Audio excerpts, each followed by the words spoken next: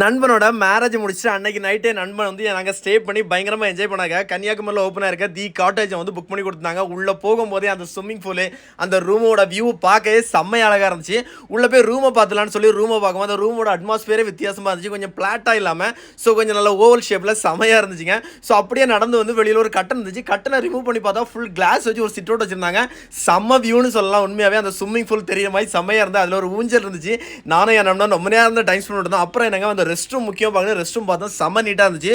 அது மட்டும் இல்லை, இந்த ரூமுக்குனே ப்ரைவேட்டாக ஒரு ஸ்விம்மிங் பூல் கொடுத்துருக்காங்க. இதில் வேறு யாருமே வர மாட்டாங்க, நம்ம மட்டுமே குளிச்சிக்கலாம். செம்மையாக ரொம்ப நேரம் கிடந்து என்ஜாய் பண்ணுங்க. கிட்டத்தட்ட ஒரு 11 மணிக்கு உள்ளே வந்திருப்போம். காலையில் ஒரு 4 மணி வரை அங்கே என்ஜாய் பண்ணிட்டோம். அதையும் முடிச்சுட்டு வேறு காமனாட்டு ஒரு பெரிய ஸ்விம்மிங் பூல் இருந்துச்சு.